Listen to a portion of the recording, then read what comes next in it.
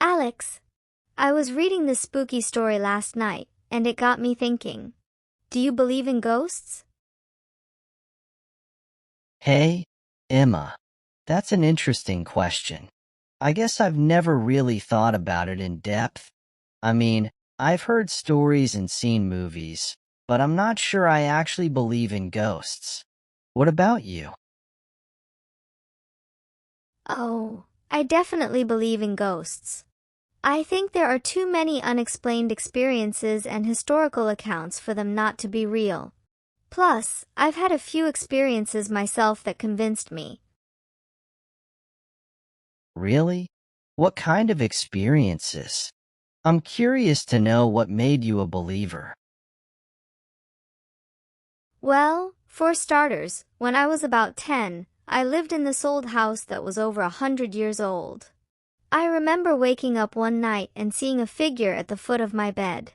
It was a woman dressed in old-fashioned clothes. At first, I thought it was my mom, but then she just vanished into thin air. It scared me so much that I couldn't sleep alone for weeks. Wow, that sounds terrifying. But are you sure it wasn't just a dream or your imagination?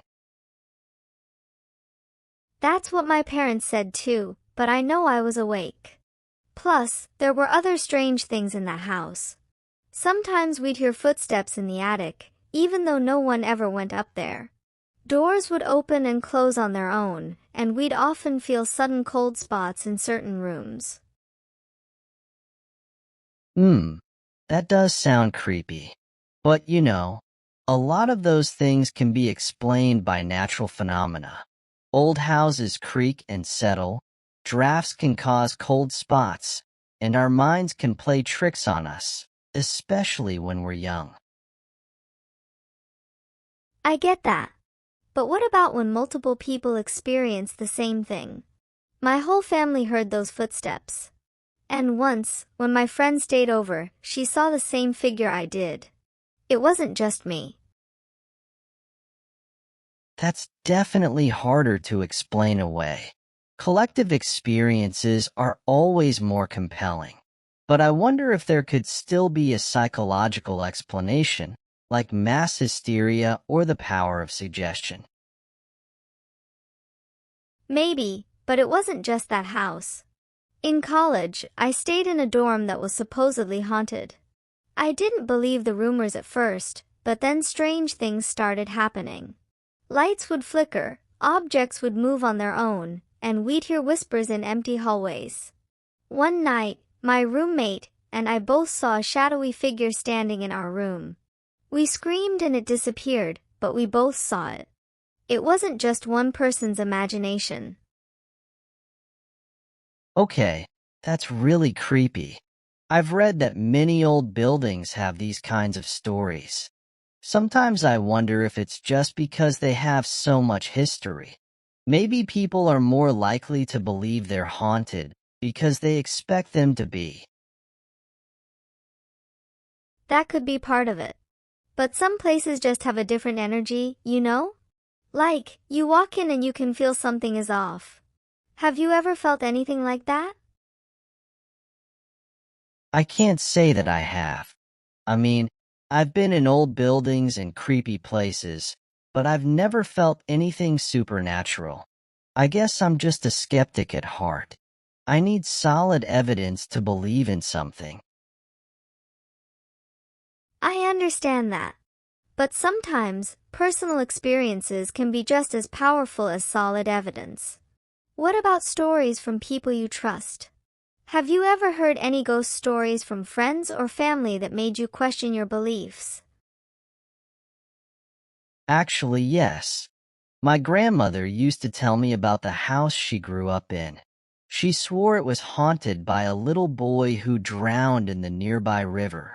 She said she would hear him crying at night and sometimes see wet footprints leading from the river to the house. My grandmother was a very rational person, so it always made me wonder. See? Even rational people can experience things they can't explain. I think there's a lot about our world that we don't understand. Ghosts could be spirits of the dead, or maybe some kind of residual energy left behind by strong emotions. Who knows? That's an interesting theory. I've heard of the idea of residual hauntings, where a place kind of records an event and plays it back like a tape. That sounds more plausible to me than actual conscious spirits wandering around. Yeah, I think there are different kinds of hauntings. Residual hauntings, intelligent hauntings, poltergeists, each with their own characteristics. Residual hauntings are like echoes of the past, while intelligent hauntings are spirits that seem to interact with the living. Poltergeists are a whole other thing, often involving noisy and disruptive activity. Poltergeists are the ones that scare me the most. Honestly, the idea of an unseen force throwing things around is pretty terrifying. But again, I wonder if there's a psychological or physical explanation. Like, maybe it's all just due to stress or electromagnetic fields. That's true.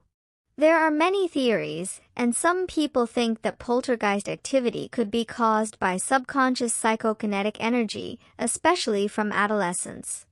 But that just opens up another can of worms about what the human mind is capable of. Yeah, it's fascinating to think about. The mind is incredibly powerful and mysterious. But then, how do you explain ghost sightings that involve people who are completely calm and not under stress? Exactly. Some sightings are by people who are just going about their daily lives, not expecting anything out of the ordinary. I think it suggests that there's more to it than just psychological factors. Have you ever considered doing some ghost hunting or visiting haunted places to see for yourself? I've thought about it, but I'm not sure. Part of me is curious, but another part is worried that I just end up scaring myself without finding any real evidence. Plus, a lot of those shows and investigations seem more about entertainment than actual science. True, but some investigators do take a more scientific approach, using tools like EMF detectors, infrared cameras, and EVP recorders. They try to rule out natural explanations before jumping to conclusions. It can be a real investigation process. I suppose that's fair. If I were to do it, I'd want to approach it scientifically to really try to understand what's happening. But I'd also want to make sure I'm not just seeing what I want to see. Confirmation bias can be a big issue in this kind of thing. Absolutely.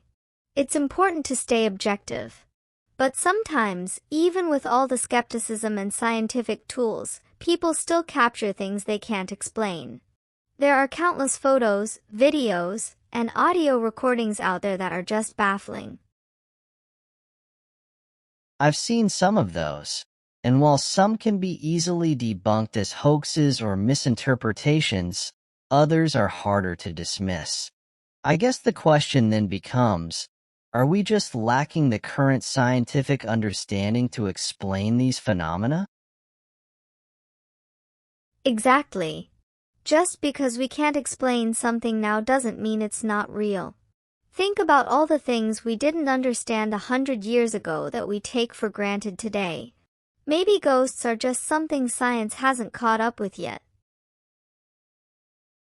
That's a good point.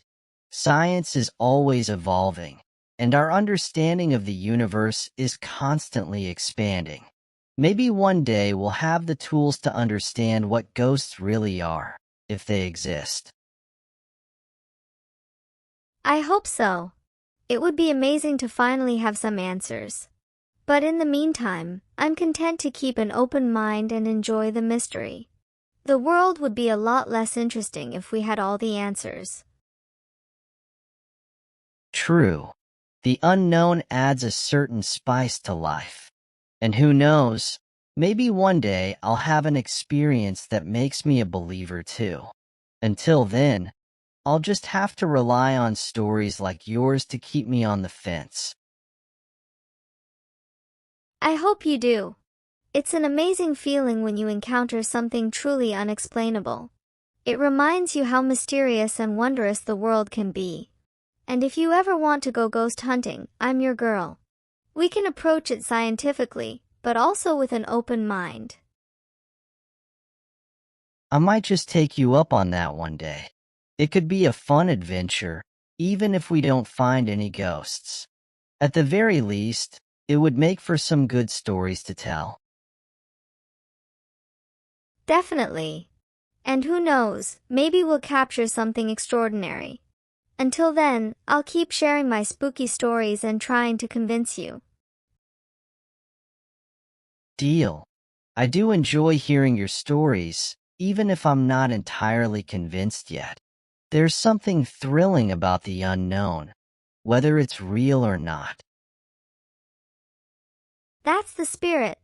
No pun intended. Here's to keeping the mystery alive and always being curious. Cheers to that, Emma. Here's to many more spooky conversations, and maybe even a ghostly encounter or two.